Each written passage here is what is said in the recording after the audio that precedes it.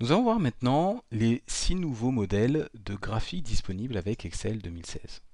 Alors juste avant de voir ces nouveaux modèles de graphiques, on va juste faire un petit rappel sur la façon de créer un graphique dans Excel. Pour créer un graphique dans Excel, il faut aller dans l'onglet Insertion et ensuite vous voyez un groupement graphique où là vous aurez la possibilité de choisir le graphique que vous souhaitez. Alors voyons ça avec Excel. Donc là j'ai un tableau dans lequel j'ai noté différents chiffres d'affaires et des totaux. Donc quand je veux créer un graphique dans Excel, la première chose est de sélectionner non seulement mes données, mais mes entêtes de lignes et de colonnes pour que cela figure en tant que légende. Donc je vais sélectionner cette partie-là et je vais éviter Total. Et je vais vous montrer juste après pourquoi. Maintenant pour créer mon graphique, je vais aller dans Insertion. Et ici, quand je clique sur Graphique recommandé, Excel me propose différents types de graphiques, mais je peux moi-même chercher le style que je souhaite. Par exemple, là, je vais faire un histogramme 2D. Donc, vous voyez, j'ai créé mon histogramme. Alors, juste à l'instant, je vous disais que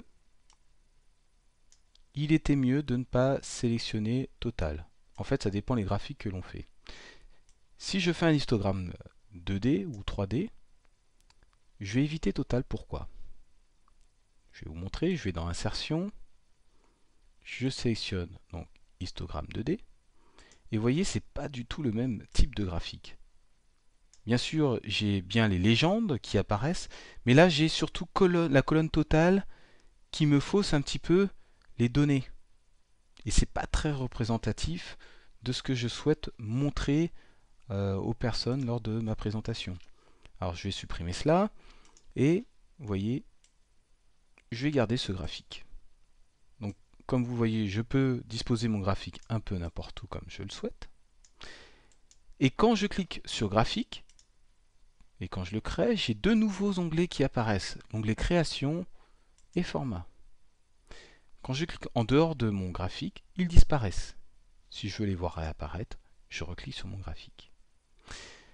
Dans l'onglet création, je vais changer par exemple la disposition de mon tableau. Par exemple, je vais mettre les légendes à droite. Je peux sélectionner un style de graphique. Donc là, ça va être plutôt au niveau de la mise en page de celui-ci. Donc voilà, je choisis cette mise en forme. Donc mon graphique a été mis en forme. Dans l'onglet format, je peux par exemple changer les contours de mon graphique. Et là, je vais mettre un titre à celui-ci. Et je vais changer un peu la couleur avec le style de forme. Et vous voyez, je choisis style de forme. Alors, j'aurais pas dû faire entrer, voilà. Et donc, j'ai un titre qui a été mis en forme en fonction de ce que j'ai souhaité.